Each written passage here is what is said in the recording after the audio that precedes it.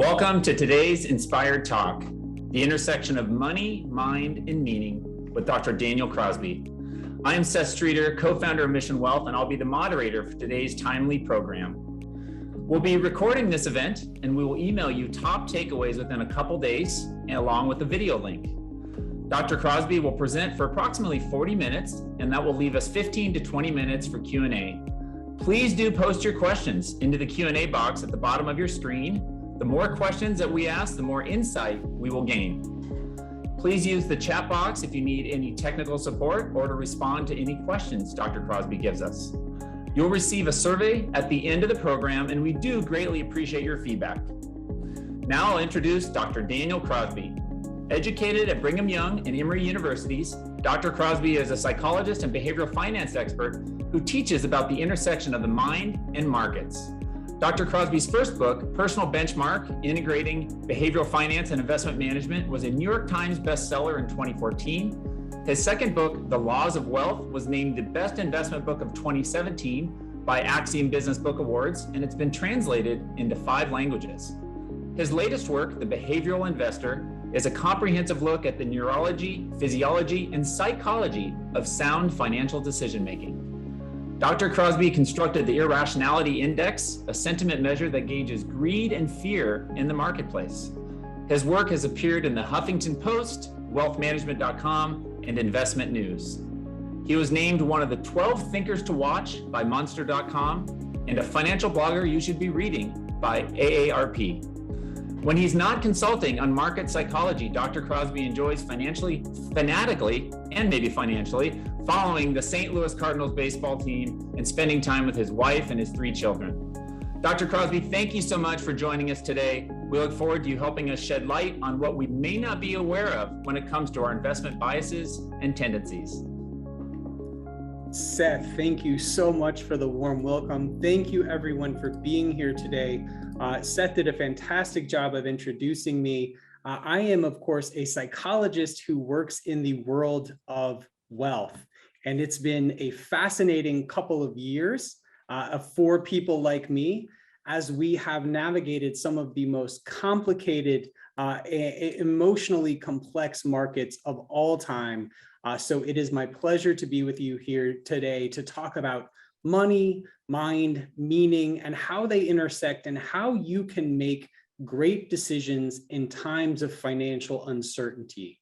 So I'm going to approach this by presenting you with 2 handfuls of rules for uncertain times. And I certainly think that the moment that we find ourselves in qualifies as an uncertain time. And we're going to talk about rules for uncertain times, and then we're going to close out by rules for wellness, how you can take all of these things, the psychology of money, and apply it to your life in a way that's consistent with Mission Wealth's mission. You know, you were lucky to work with one of the most forward-thinking, life-centric, person-centric organizations in the industry. Our thoughts on wealth management and life management are considerably aligned, and I'm excited to bring that to you.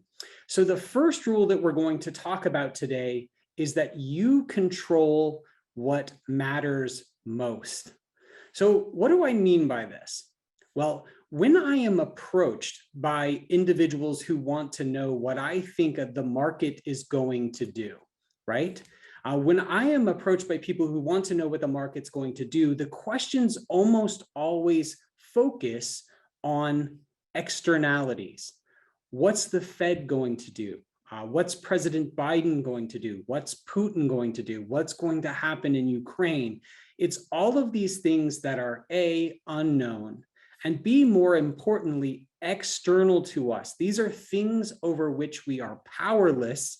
And of course, worrying about things over which we are powerless can be a source of great confusion and consternation and fear. And it can actually lead us to make bad decisions. So with my first rule here, I want us, my friends, to take the power back, because I want to share with you the research that shows that all of the things that most determine whether or not you live a financially successful, happy life that is mission focused have to do with things that reside inside of you.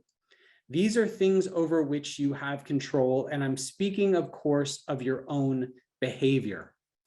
Now, believe it or not, the best predictor of whether or not you cross the financial finish line is not any of these externalities. It's actually the choices you make and the behaviors you exhibit. So the best example of this I know is to show you the performance over the last 30 years of the stock market when compared to the average investor in that market. Over the last 30 years, which has included considerable times of uncertainty. It includes, of course, 9/11. It includes the Great Financial Crisis. It includes COVID. These are some very, very dramatically uncertain, scary times. But in spite of those moments of fear, we've averaged about 8.25% over the last 30 years. What's incredible is, though, that the average investor has kept less than half of that money. They've kept just about half of that money because they have made emotionally based, fear-based decisions. They've attended to these externalities. They've gone in and out of markets. They've bought speculative stocks. They've done all of these things that lead to underperformance. So the next time you are positioned to worry about something outside of yourself, remember that you heard it here, that all of the determinants of whether or not you are financially successful reside firmly within you and are within your control. Now, we're lucky in this respect in that we don't have to go it alone, because the research shows that financial professionals, financial advisors, were actually made for moments like the uncertain moment we find ourselves in today. What do I mean by this? I want to present you with some really compelling research out of Canada that shows how dramatically people who work with a financial professional do relative to those who go it alone. And there's actually a very specific reason why this is the case. And I want you to sort of hypothesize why we see these dramatic results. And then I'll tell you, of course. This Canadian Value of Advice report controlled for 50 socioeconomic and demographic variables. So what we are doing here is an apples to apples comparison of people who are in the same income brackets, who are in the same wealth brackets at the beginning of this observation. But what they found is that people who worked with a financial advisor for the order of 5 years had about 1.5 times as much wealth as their same income peers who were doing it alone, who were going it alone. At the 10-year mark, they had twice as much money, those who had worked with an advisor.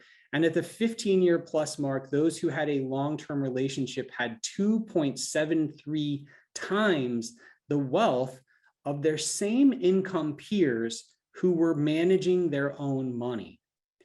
Now, when most people are presented with these results, which have been replicated a handful of times in different contexts, they go, how is it that someone who makes the same income as me can have 3 times as much money as me 15 years later?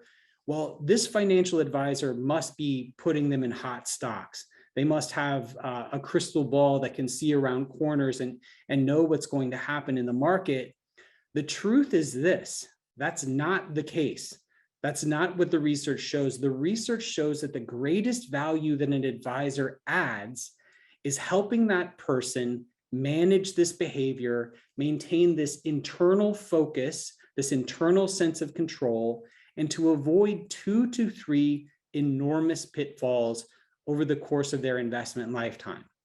It's the difference between someone selling during the original COVID panic and someone who stayed the course and sat around to realize the subsequent gains. That sort of advice has an enormous compounding impact, and advisors are a great asset in that mission. But what's true of advisors generally, and what's doubly true of mission, is that advisors don't just give us more dollars and cents, they actually give us more wellness. Research shows that those who work with an advisor have 3 times the peace of mind, 3 times the retirement preparedness, and twice the readiness for an emergency of DIY investors.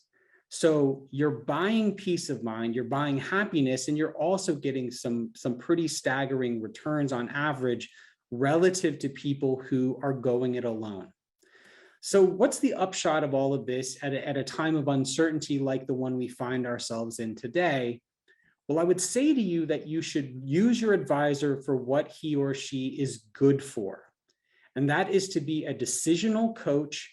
That is to be someone who helps you make big decisions, to help you stay the course, to help you maintain that internal focus, and someone to keep you cool, calm, and collected in uncertain times, because the rewards, both psychological and financial, can be tremendous. The second rule here is that emotion is the enemy of good decisions. We're going to talk in a minute about some of the elevated emotions that have been brought about over the past 2 years. This will be a surprise to literally no one. But what is the impact of emotion on the way that we think about money? Well, for my book, The Behavioral Investor, I dug into the research around emotion and money. And what I found is that the research suggests that money has the ability to tweak our emotions, to make us emotional more than any other single construct out there. More than talking about death or sex or any of the things that we typically think of as hot button topics, money has an excitatory power that can lead us to make some really bad decisions. In fact, I found that under stress, the average investor loses 13% of their IQ. Now, I want you to think about that, because some of us don't have an extra 13% that we're working with. I went to public school in Alabama. I need all the IQ I can get. I need to hang on to that. And yet that we find that in times of stress, we lose 13% of our cognitive processing power. So at the very moment you need all of your decision-making faculties, at the very moment you need all access to all of the lessons that your advisor has taught you, you have limited access to them. So what does that say about how we should proceed and how we should move through the world? Well, one thing is we should be sure to put ourselves in good environments. I want to share a study with you that I find absolutely fascinating from a gentleman called Martin Lindstrom. He worked with a liquor store of all places, trying to titrate the supply, the inflow and outflow of various types of booze from this liquor store. And what he found was fascinating. The store was having a hard time knowing how much of one type of alcohol versus another to stock. And he thought, you know what, I think we can alter this experimentally by changing the environment. And so what he did was, for alternating weeks, he would play German music for a week over the PA. And then the next music, he would play French music over the PA. And he found that on the German music weeks, people bought 50% more German beer than average. And on the French music weeks, people bought 75% more champagne than average. Now, I want you to think about this. These are gaudy numbers. If you think about the impact of this environment, if someone is walking out of the front door of the liquor store with a case of German beer, and you were to ask them, hey, Mr. or Mrs. Customer, why did you buy this beer? They're going to say something like, oh, I don't know, it sounded good to me, or it just sounded nice, or it'll go with dinner or whatever. What they won't do is attribute their decision to subtle environmental cues. And yet we know in study after study after study, the environment in which we place ourselves has everything to do, even subconsciously, with the way we make choices. So what does this mean for emotional regulation? Well, I think we've all, or many of us, I'll speak for myself perhaps, we've engaged in the last 2 years of this, what has become known colloquially as doom scrolling, sort of looking at the worst news possible and sort of, oh, great, what now? What's happening politically? What's happening with the virus? What's happening? We put ourselves in this very negative, fear-based environment. it should be no surprise then when it comes to making decisions about our money that we'll make negative, imprudent, impatient, fear-based decisions. So part of hanging on to that 13% of IQ is making sure you're putting yourself in an environment where you can make good decisions. The second thing is we have to recognize the impact of the last 2 years on all of our energy and our mental health and things like our social connectedness. Using social connectedness as a single example, before COVID, before any of this happened, I know it's hard to even remember that world, but before COVID, half of Americans described themselves as very lonely. That's before we got shut down, before it got harder to see our friends and loved ones. And the impact of something like social isolation and loneliness is dramatic. It has the health equivalent of smoking 15 cigarettes a day. It's twice as damaging to our physical health as obesity.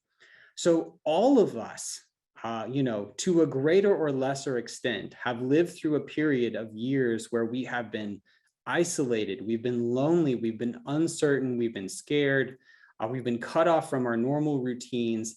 All of that has potentially a damaging impact on the way we make decisions about everything, including our money. So I think we have to honor the strangeness and the uniqueness of what we've been through and recognize that we may be in an unusually emotional state. So I'm going to borrow an acronym as we wrap up our conversation about emotion. I'm going to borrow an acronym from the addiction literature from the 12-step programs, which is HALT, H-A-L-T. So you learn in addiction literature to never make a decision when you are hungry, angry, lonely, or tired. And I would extrapolate that even further to financial decisions to say, if you are excited about a financial idea, it's probably a bad idea. Good investing is boring investing.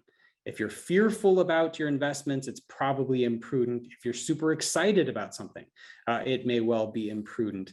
Good investing is largely emotionless, and we are living through a time of great emotionality and need to be careful about our self-care and the environments in which we put ourselves.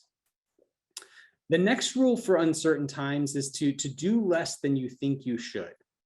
Now, I live in the Deep South. I grew up in Alabama. I live in Atlanta currently. And believe it or not, while this is mostly a football part of the world, Atlanta has a really deep and abiding passion for soccer. And one of the most fun things about living in Atlanta has been taking part in the Atlanta United fan base. And as part of that, I ran across a study of European soccer goalies, which found the following. If you think about a shot on goal and you think about like Premier League soccer, like the best soccer players in the world, when there's a shot on goal, 96% of the time, the goalie dives dramatically to the left or to the right. Now, only about 4% of the time do they say roughly in the middle. But the researchers found that they stopped the preponderance of balls, the shots on goal, that 4% of the time when they did nothing. Because shots on goal were divided roughly a third, left, right, center. And so the 4% of the time when the goalies just did nothing, they actually had an outsized impact, but it was hard for them to do because we as a human race have an impulse toward dramatic action in the face of fear or uncertainty. Because so many places in life, this is the right thing to do. If you want to get stronger, you lift more weight. If you want to get smarter, you read more books. So it's counterintuitive that in markets, the thing that we should almost always do is nothing. So Nobel Prize winner William Sharp found that you needed to get it right 82% of your time. 82% of the time, you needed to make correct buy and sell decisions, perfectly timed buy and sell decisions in order to match doing nothing. Very hard to do.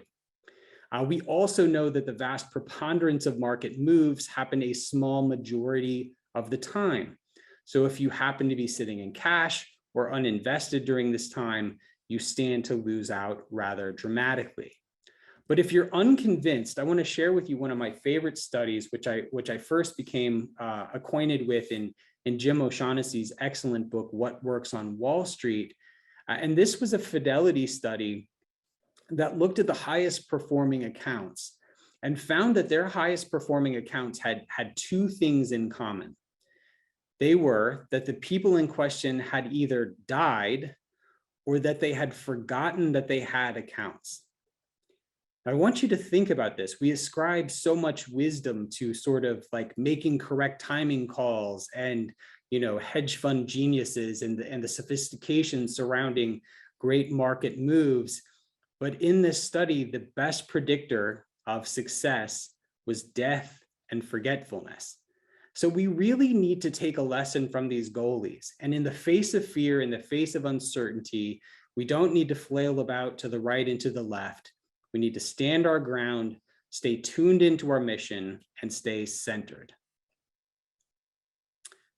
The next rule for uncertain times is that if trouble comes, it tends to be opportunity. And this should be very easy to drive home after the last 2 years that we have just lived through. John Templeton has this quote, Warren Buffett has a similar quote about being greedy when others are fearful and fearful when others are greedy. Well, it turns out that the numbers back that up. That when we look back at market history, the average market return for a given year over long periods of time is somewhere in the 8, 9, 10% a year range. And so sure enough, if the market is flat to down 5%, the average next year's return is quite average, 8.3%. If the market is down dramatically, 35 to 40%, the average next year's return is very elevated relative to history at 14%. And if the market is down big, 50% or better, the average next year's return is right back 53%. So we have to sort of condition ourselves as investors to engage in this sort of schadenfreude, where if the market is down, we start to get excited. We understand that great businesses are on sale, and we understand that every time in history, trouble has always meant future opportunity was around the corner. The next rule is to ignore the doomsayers. For whatever reason, humankind is wired to tune into the negative, to tune into the catastrophic, to tune into the exceptional and the unusual. And there are people who make it their trade to try and doomsay and be negative and try and maintain an audience on the back of this. And this is never more prevalent than in uncertain times like the ones we've lived through in the recent past and perhaps the one we find ourselves in today. But the next time you hear one of these sort of market prophets of doom, I want you to remember the following research. This is research that was done by Dr. Philip Tetlock at UCLA, and it was on sort of expert judgment, quote unquote, expert judgment around these big prognostications about what was to come next. And this should be scrupulously differentiated from deep research, analysis, thoughtful research that all firms, Mission, my firm, all other firms engage in quite sensibly. This is sort of big, the writings on the wall sort of prophecies. Tetlock found that the more famous the expert, the less likely they were to be correct. I want you to think about that. The more famous the expert, the less likely they were to be correct. We saw that with The Big Short. I'm sure many of you saw The Big Short movie. It was fantastic. It was a great book. It was a great movie. But what you saw in The Big Short was individuals who got exceedingly wealthy getting one big bet right.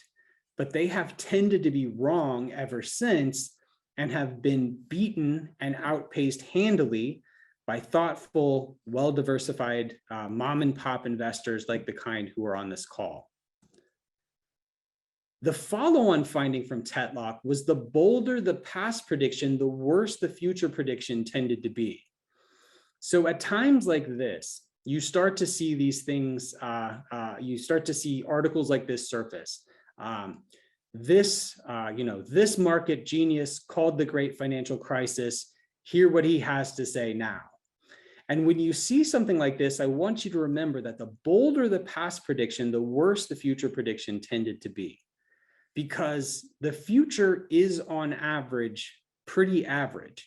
And so people who are making exceptional claims, outsized claims, tend to be wrong. And then the final thing they found, Tetlock found about these doomsayers, was that learning they were wrong did nothing to diminish their confidence in their own abilities. So, womp womp.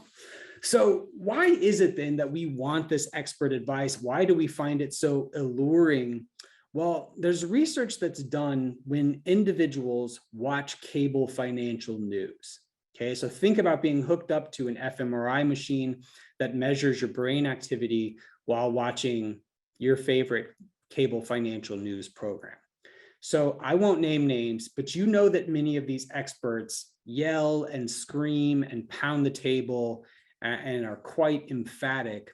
So you would think that this would have an excitatory power on the brain, but what they actually found was that listening to these people yell and scream and pound the table on cable financial news put the part of their brain associated with critical thinking and decision-making to sleep.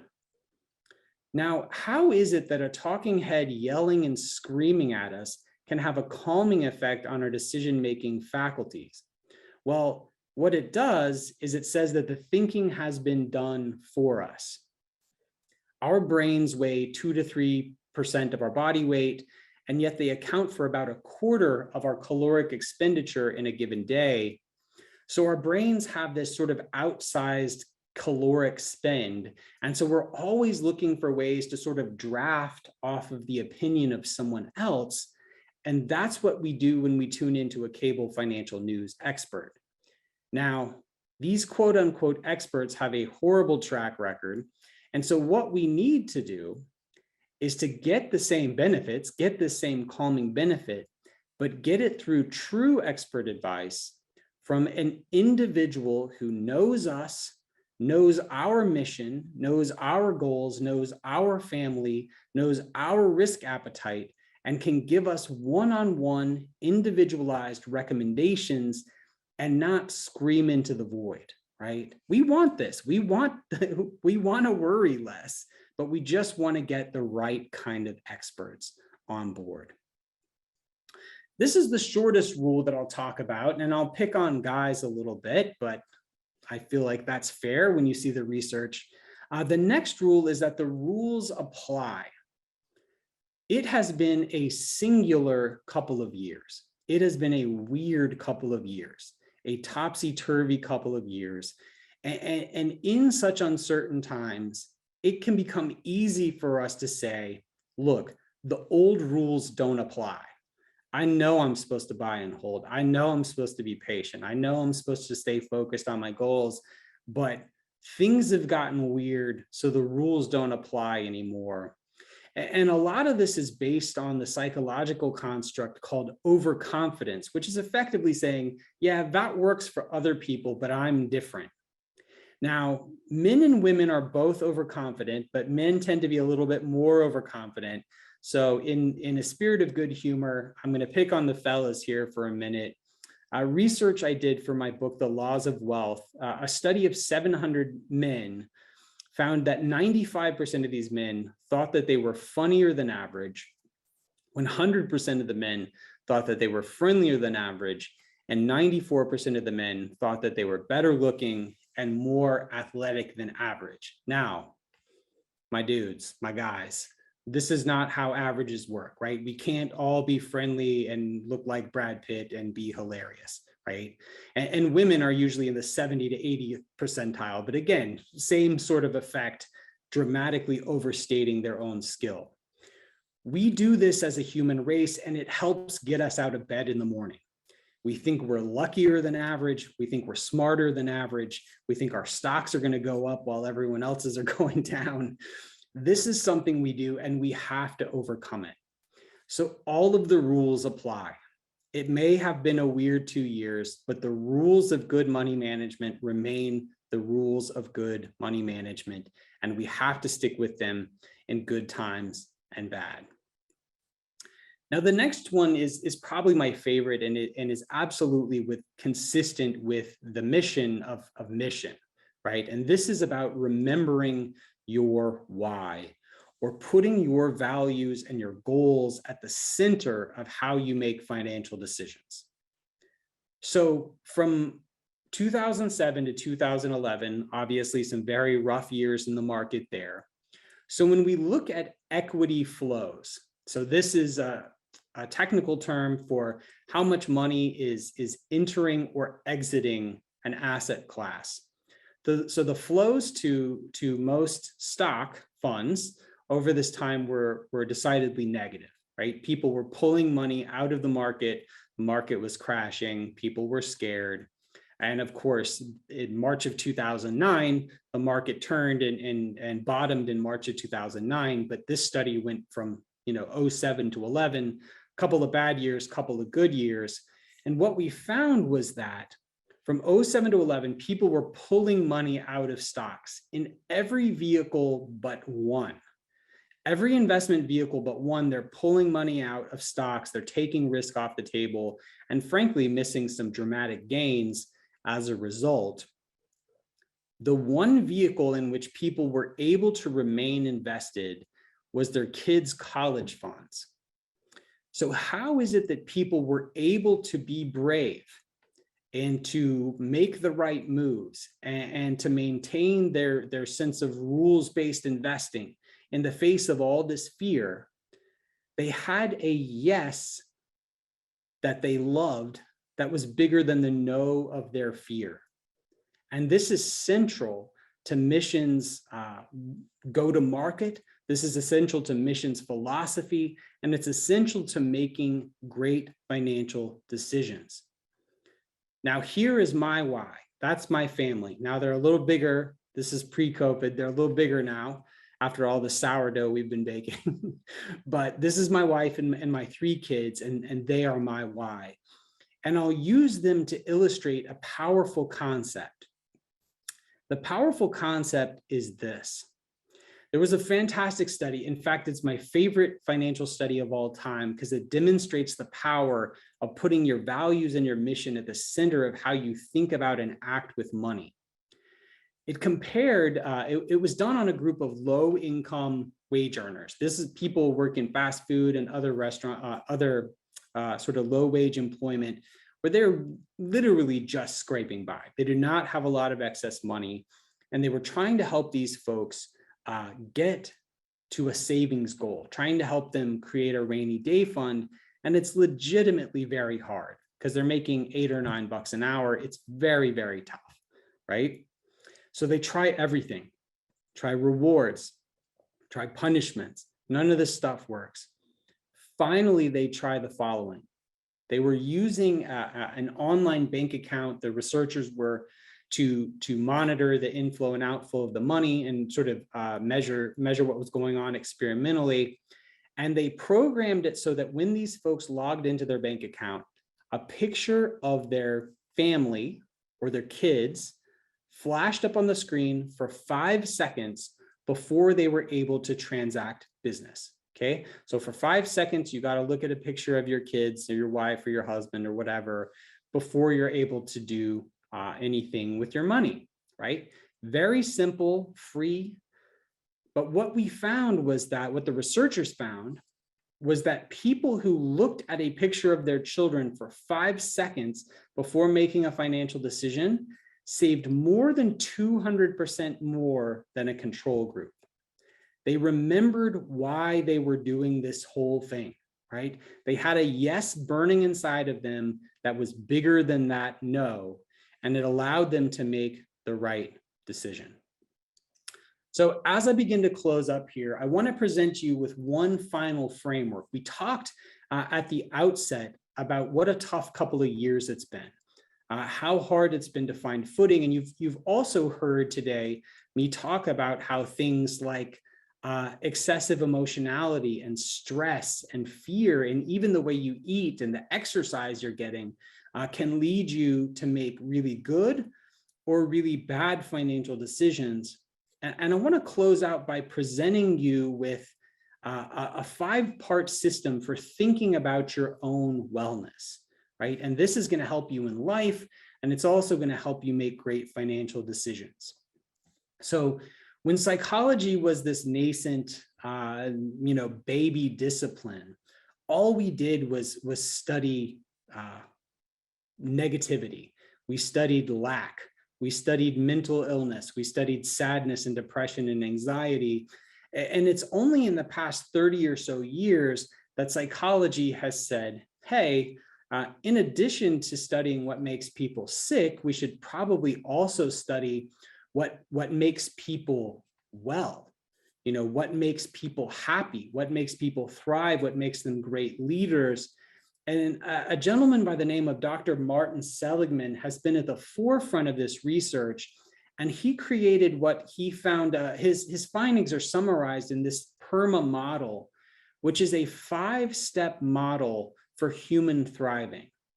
So there at home, I'd like you to write down these 5, the PERMA, and I'd like you to rate just sort of there for yourself personally, how you're doing sort of 1 to 10 on each of these as I explain them. The first of these is positive experiences. This is just fun, right? This is like going to a movie, eating ice cream, going to Disney World, whatever, playing guitar, whatever fun looks like for you. It's just the kind of lighthearted stuff that makes you smile. So how are you doing? Are you getting enough positivity, enough fun, enough lightheartedness in your life? Now, the second one, that one's really intuitive. We all know that, of course, sort of fun stuff leads to happiness. The second one, I think, is a little less intuitive, and it's around deep work. The second one is around engagement, which is deep, meaningful work. This doesn't have to be paid work. This could be woodworking or guitar or volunteering or 100 other things, right? But do you have an engagement in your life that makes you work hard, that makes you lose track of time? Because while many of us has this sort of concept of sitting on a beach with a good book as being sort of the key to the good life, that's fun for a couple of days. But if we want lasting joy and lasting happiness, research shows that we need this deep work, this deep, meaningful engagement. So how are you doing 1 to 10 on engagement? The third one is relationships. If you just had to look at one variable that predicted someone's overall psychological wellness, it would be the strength of their relationships. And candidly, it's been a rough couple of years for relationships. Things are, I think, hopefully, knock on wood, starting to normalize a bit. We're starting to gather in ways that were tough, I think, earlier on in the last couple of years. But it's been a time of strained relationships, tough decisions, and social isolation in many respects. So how are your relationships doing? Are you nurturing those relationships? The fourth one is meaning. This is working for something bigger than ourselves. This is back to that mission again. Are we working for something bigger than ourselves? This could be volunteering, this could be service, philanthropy, religion, spirituality, yoga, meditation. This could be 100 things, watching the grandkids. This could be 100 things, but are you working for something outside of yourself that's bigger than you and bigger than money? And then the last one is advancement. Are you learning new things every day? Are you better today than you were yesterday? Are you making progress toward your goals?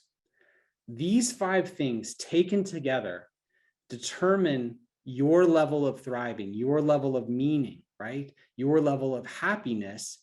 And they're a great shorthand just to check in with yourself for how you're doing. And oh yeah, because I work in finance, they're also going to lead you to make thoughtful, patient, long-term financial decisions. All of this has a salutatory effect. All of this has sort of a positive cycle. If we can get our minds right, if we can get our hearts right, we can also get our wallets right. So finally, I want to frame, I want to leave you with one sort of soapboxy moment, if you will. It's been, as I've said many times, a strange couple of years. It has absolutely been a strange couple of years. And it's been an interesting time to be an investor. You know, we've had the quickest bear market of all time. Then we've had a raging bull market.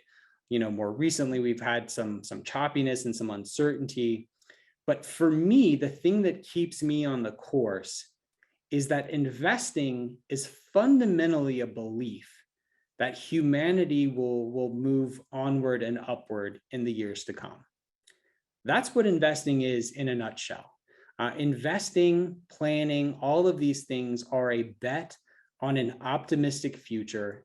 And through illness, through wars, through heartache, humankind has won out again and again. I think we can never bet against humanity. And at the end of the day, being a long-term investor is the ultimate put your money where your mouth is form of optimism. And I think it's something that the world could use a lot more of. So thank you all. I hope you've learned a little bit more about your mind, about your money, and how to create meaning in a way that will enrich you, enrich both your heart and your wallet. It's been a real pleasure to be here, and I thank you so much.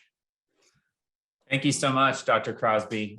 We have a number of questions that have come in, so I'm excited to have us kind of jump into those. And if you have any questions, please do post those into the Q&A button at the bottom of your screen. So Dr. Crosby, let me just jump in here. Are there certain personalities or professions that tend to do better when dealing with biases over others? And not the people who've died and not the people who are forgetful, but are there certain types of people that tend to be better at handling biases? Absolutely. So I would point you to the most valid and reliable measure of human personality is something called the Big Five.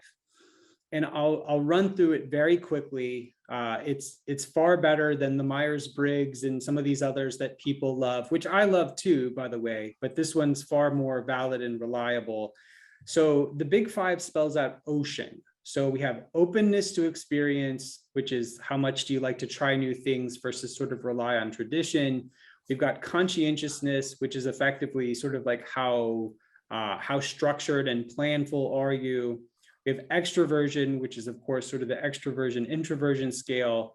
We have agreeableness, which is how likely are you to rock the boat, right? Like, and then we have neuroticism, which is effectively your level of anxiety. Now, a lot of this stuff doesn't matter, right? Like whether or not you're extroverted or introverted, who cares? Doesn't have anything to do with good financial decision-making. The two that really matter are neuroticism or sort of anxiety levels and conscientiousness. So people who are high on conscientiousness and low on neuroticism tend to be the best investors. But you know, I'll be honest. I like, this is TMI, like I'm super high on neuroticism, right? Like nobody goes into psychology because they're well adjusted. So the whole reason, I went into the field of mental health is to try and understand my own worry. And it's why I work with an advisor, right? Like I've written 3 books on all the things we talk about today. I've passed all the exams to be a financial advisor, and yet I pay someone who, I'll be honest, probably knows less about markets than I do to manage my money, because I know it's not about their market knowledge. It's about their ability to keep me in my seat and keep me calm. And so that's a long answer, but go check out the Big Five. It's fascinating. It'll help you see your friends and family in a new light and yourself. So it's a great model for thinking about human behavior. Great. How can I convince my spouse who doesn't have a relationship with our advisor that they are trustworthy? So how do we get both spouses on board if only one has really been engaged with the advisor? Yeah, Seth probably knows better than I do how to answer this question. But I think there's a couple of things that you can do.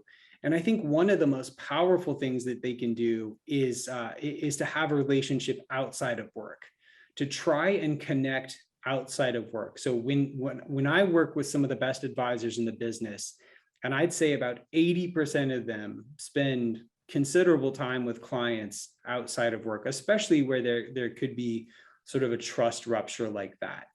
You know, we are not thinking beings with emotions. We are emotional beings who happen to think now and then. So it's never going to be enough to sort of like lay out the spreadsheet and like, look, honey, look at the returns, look how good they've been for us. It's really going to be about that human connection at the end of the day. So I'd say stop trying to reason through it if that's what's happening, and instead focus on relationship building. Great. How can I teach my kids in a way that they won't inherit my biases? I know that actions speak louder than words, but I don't want them to worry about money like I have. Yeah, so this is tough, right? Because when we think about the nature and the nurture, your kids probably genetically got your predisposition toward worry, and then they probably observed your predisposition toward worry. So it is hard to teach our kids to be something that we're not.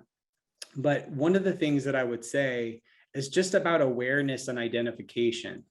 So one thing that I believe about family systems and money is that no one knows what normal is objectively.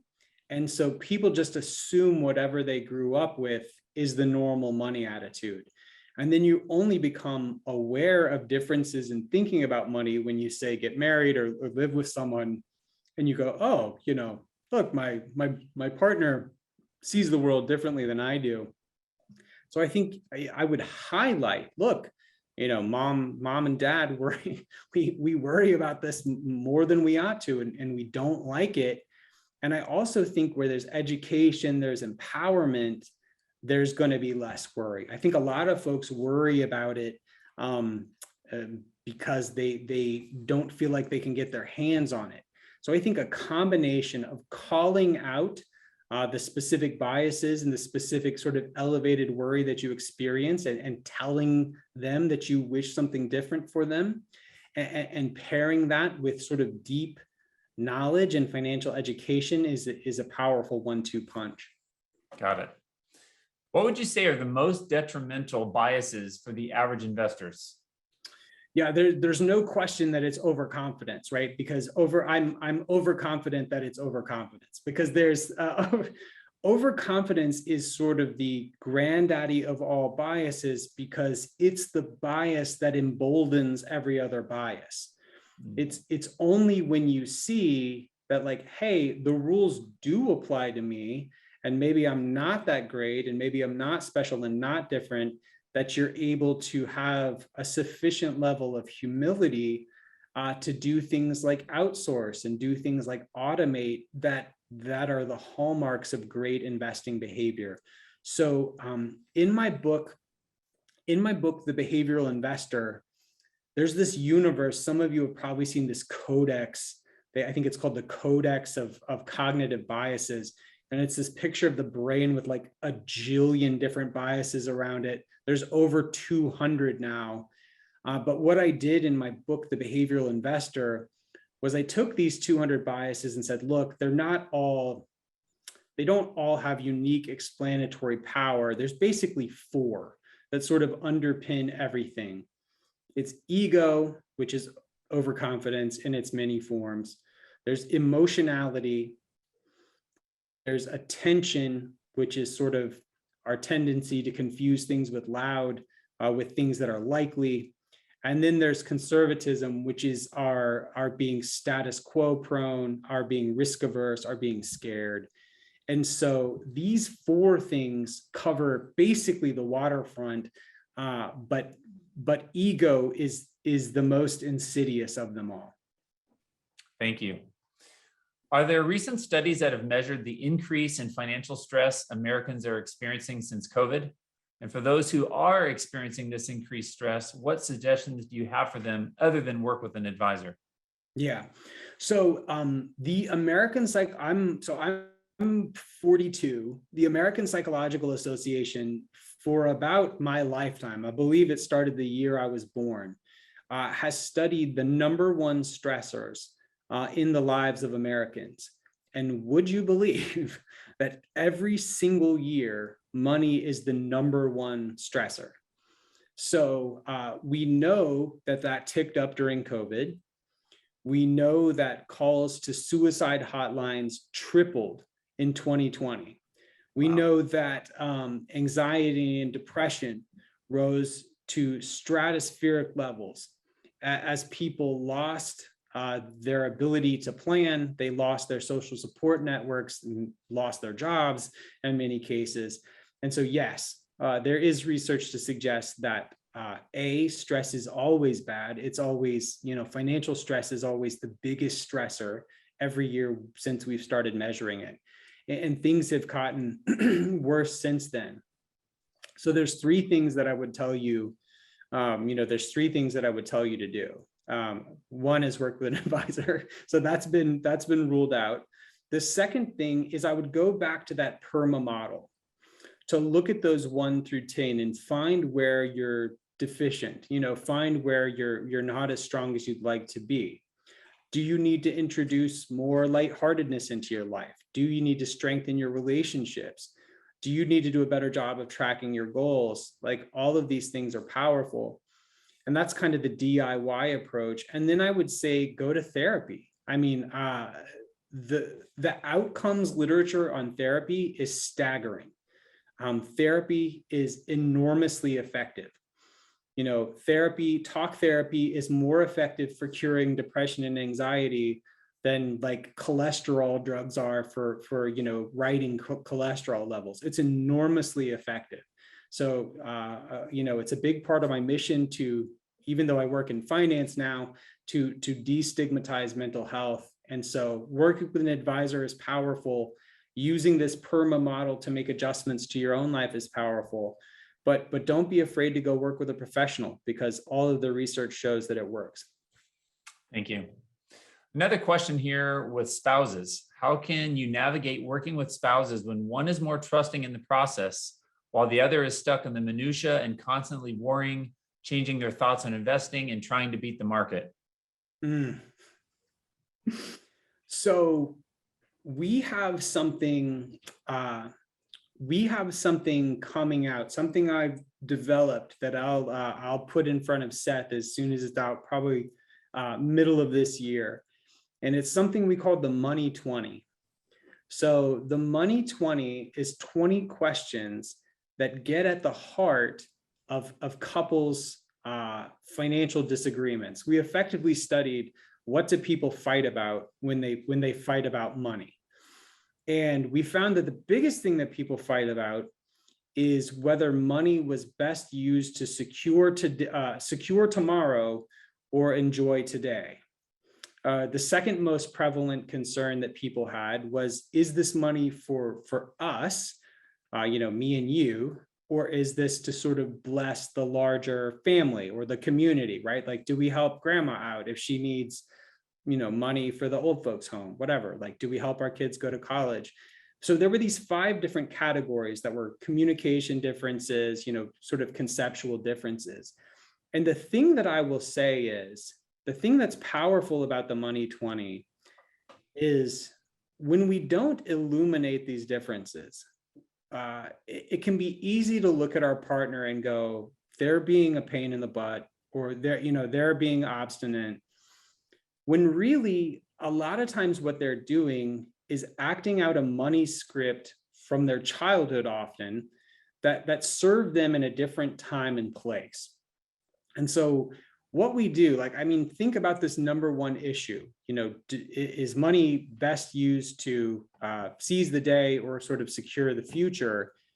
The answer is, of course, both, right? Both are important, and either taken to extremes is detrimental. Like, it can't all be, eat, drink, and be merry, and it can't all be asceticism. And so, this is sort of a weak answer, but I'll say that once you begin to understand, to ask why, nobody gets out of bed in the morning to frustrate you or to be intentionally obstinate.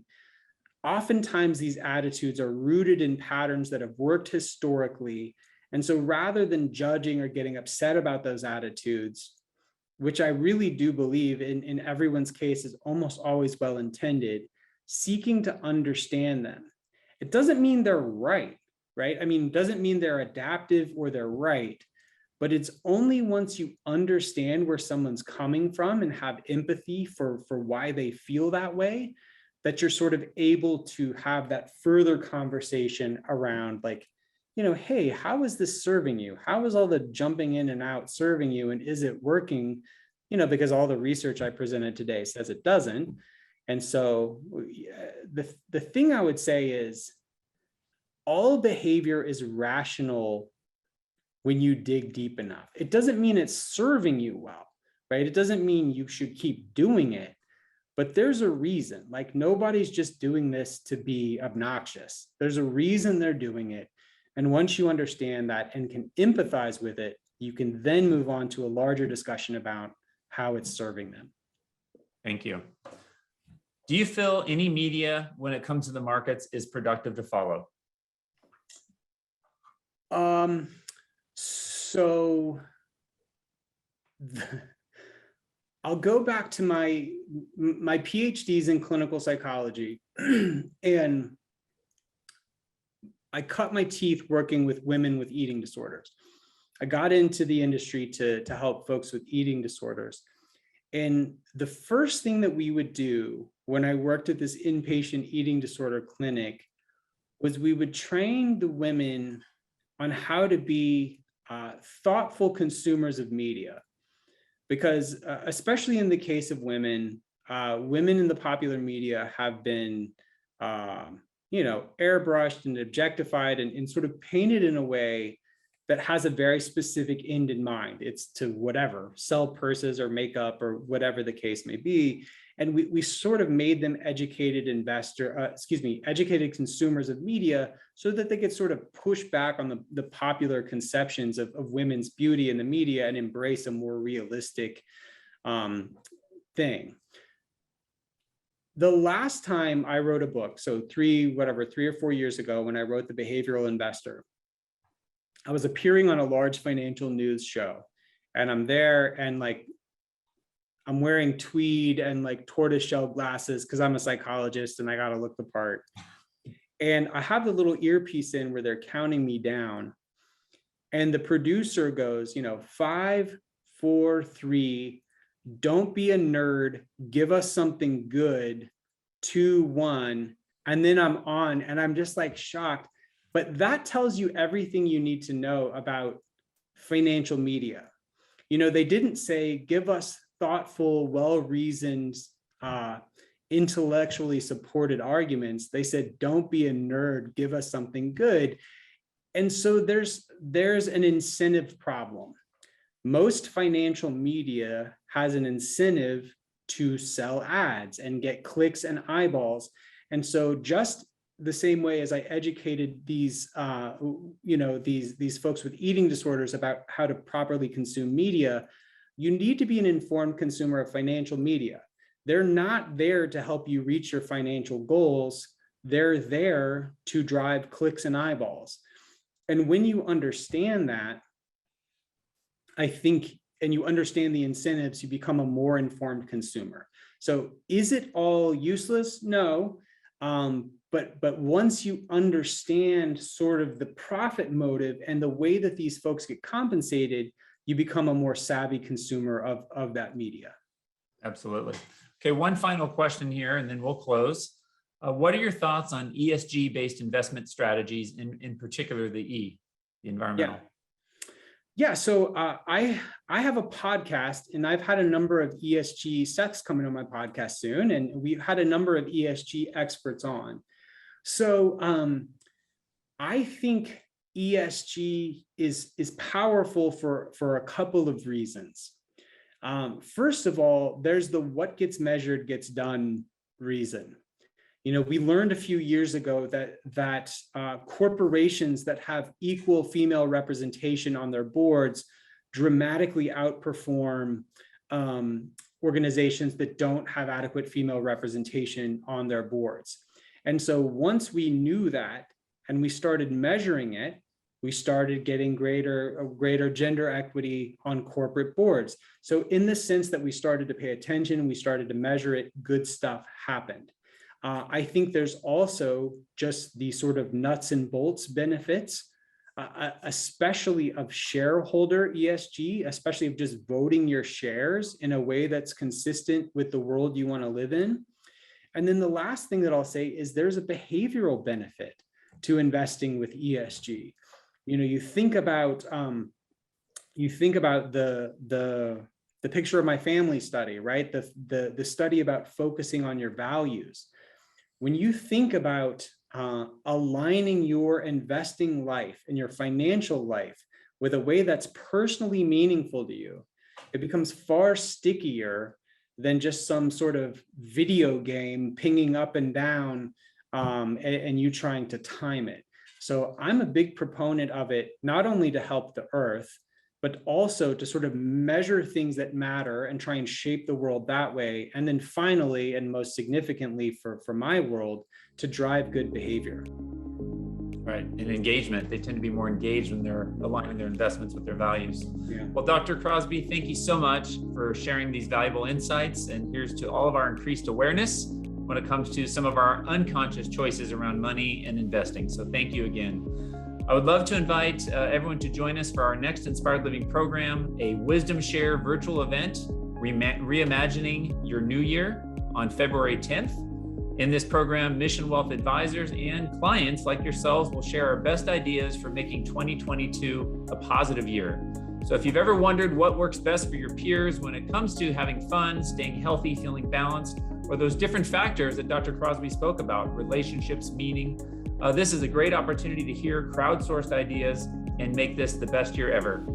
So thank you again for joining us today. You'll be getting a survey as soon as we close, and we really appreciate your feedback, and we love your ideas for what type of future topics and speakers you would enjoy.